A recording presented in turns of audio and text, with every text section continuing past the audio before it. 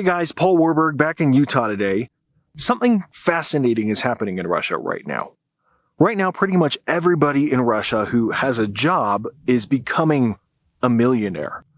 But as it turns out, that's actually not such a good thing for the Russian people. And that's what I wanted to talk about today. Now, first of all, when I say that people in Russia are becoming millionaires, I do mean that literally, but not in the way that a lot of people might think. I mean that they are becoming millionaires in Russian rubles, not US dollars. And that is a really bad thing for them, because the reason it is happening is because the Russian ruble is inflating at such a fast pace that it is rapidly losing its value, and very quickly people are having to be paid 1 million rubles or more per year just to get by. Now, before you start thinking that all the Russian people are rich, for context, 1 million rubles is approximately 10,000 US dollars. And that figure is very significant because it means the exchange rate for rubles to dollars is approaching 100 to 1, one of the highest it's been in recent history, which signals something very serious about what's going on in the Russian economy and how long Putin can continue to wage his war from an economic standpoint. So today I want to talk about that inflation and the Russian economy in general.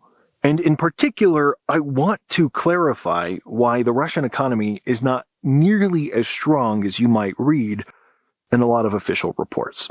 Now, if you're like me, you read a lot on this subject, and you probably watch a lot of videos on this subject. And if you do, you'll notice an interesting trend. A lot of people are claiming that despite Russia's war against Ukraine, Russia's economy is actually growing, and depending on who you listen to, they might say it's doing better than it's ever done. That obviously doesn't jive with what you would expect, and yet a lot of really reputable people are saying this. For example, the International Monetary Fund will say this, and the World Bank will say this, and those are obviously, generally speaking, reputable sources. So a lot of people are worried that the Russian economy is doing very well, that Western sanctions are not doing what we hoped, and that Russia can continue to fund its war machine basically from now until eternity. Now, that is certainly how Russia would like to portray things to the outside world, and it's also how Russia would like to portray things to their own people. The main thing people vote on in any country is the economy. If people's lives are going pretty good, more than likely they are going to keep the current regime in power. If people see their economic prosperity dipping and they feel like their future is slipping away, a lot of times that is where you will see people make a move to actually switch their leaders. So there's a lot of reasons that Russia has a lot of incentives to portray internal economic strength. But there's a lot of holes in that theory. First, let's address kind of the elephant in the room. How could the International Monetary Fund and the World Bank be wrong and some random guy on YouTube be right? It's a great question. But what you have to realize is that sources like the International Monetary Fund and the World Bank, when they are examining Russia's economy, they are doing so using data that is provided to them by the Russian government. So they are accurate sources in the terms that they are accurately reflecting what they are being told by the Russian government. But we've already discussed how Russia has every incentive to fudge those numbers. And we also have seen Russia lie about pretty much everything else in the war.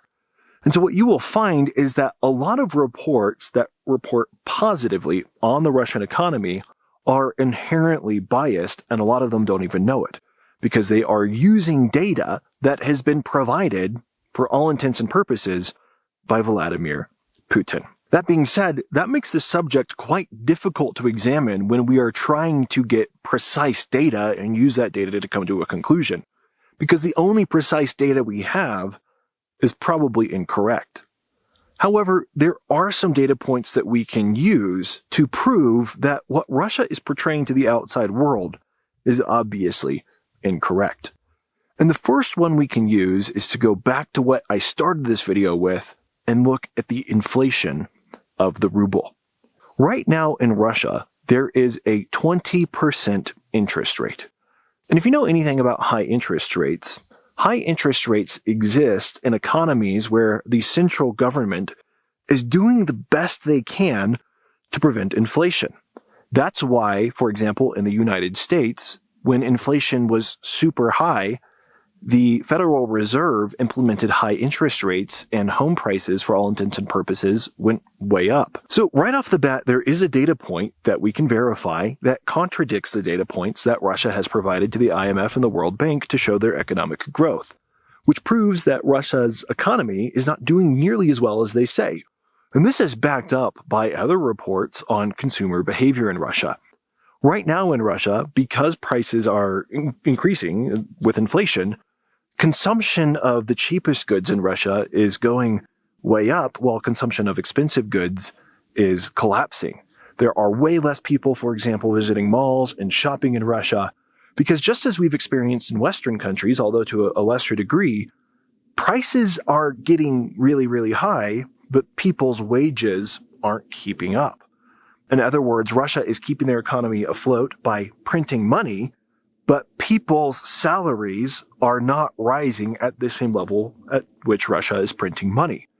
This is effectively Russia imposing a silent tax on their people by stealing money from them, by making the money that they have worth less. So long story short, Russia is in a position where they are trying as hard as they possibly can to not run out of money, to not run out of rubles.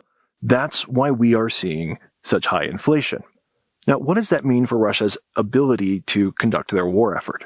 So I don't want this to be too complicated for you. I just want you to think of inflation as a symptom that we can see that is indicative of a more serious underlying disease. And for the remainder of the video, I want to talk a little bit about that underlying disease and what that says about Russia's economic future and their ability to continue funding their war. Now, there's a couple different reasons why a country might print money and cause inflation. But in the case of Russia, the reason that they are doing it is because their government is currently running at a deficit. In other words, every year they are spending more money than they are bringing in.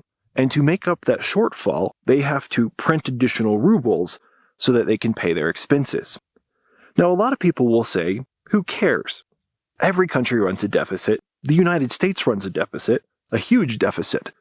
But the difference is that other countries are readily willing to lend money to the United States and deal in dollars, and so the U.S. running a deficit is not catastrophic to their economy. The reason this is important and significant is because the main risk of running a deficit, and the main reason you wouldn't want to do it, is because other countries might lose confidence in your currency and no longer want to deal in it, because they know that deficits cause you to print money, and printing money inflates the currency and makes it worth less.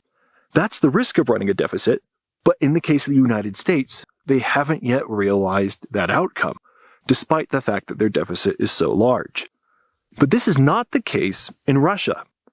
Russia just started running a deficit for the first time in a long time. And immediately, as soon as Russia started running a deficit, their biggest trade partners refused to hold rubles or to conduct trade in rubles. And that is indicative of these countries looking on at Russia and deciding that their economic position is fundamentally weak and could fall out the bottom any day. Russia has known that this could happen for a long time, by the way. And that's why for a long time, Russia has refused to run their federal budget at a deficit. Not because their economy is so strong that they don't need to run at a deficit, but because they know that if they ever do run at a deficit, it will cause a loss of confidence in their nation because their economy is so fundamentally different from the economies of other nations like the United States. So for a long time, Russia has chosen to spend less than they make and put aside money in a rainy day fund that, when they started the war in Ukraine, was worth approximately 650 billion US dollars. Russia has now reached the bottom of that fund, or at least they're getting closer and closer to the bottom of that fund, and they're very worried they're going to run out. That's why they're printing money. All that being said, that is very significant. Because a big reason up to this point in the war, Russia has been able to hide the economic cost of the war from its people is because they had this rainy day fund. They had this $650 billion that they could draw from to cover up the fact that they were losing so much money in the immediate term. As those funds run dry, it is indicative that Russia is going to have to start doing more and more extreme things to their society to keep funding their war effort. That means that very soon the Russian people are going to see the effects of this war in a much more real way that to this point the Kremlin has been able to largely hide from them. By the way, a big reason that Russia is running out of money is because sanctions are working. You'll see a lot of headlines that will say sanctions aren't working. Russia is still able to fund their war. Europe and NATO and everybody, they failed. And Russia is still able to get sufficient revenues from oil and natural gas sales, and there's nothing we can do about it. That is fundamentally not true. Sanctions are working. Russia just happened to have some money saved up so they could outlast sanctions for a certain period of time. And we always knew that. But now, time is running short. There's more that could be said here, but I know this episode has been dense and complicated as it is, so I'm going to close it there. Long story short, Russia is running out of money. We don't know how long they'll last, but we know this. They cannot last forever. And the cracks are beginning to form, and they are so obvious that if you look for them, you can't miss them. That's it for today, guys. See you on the next one.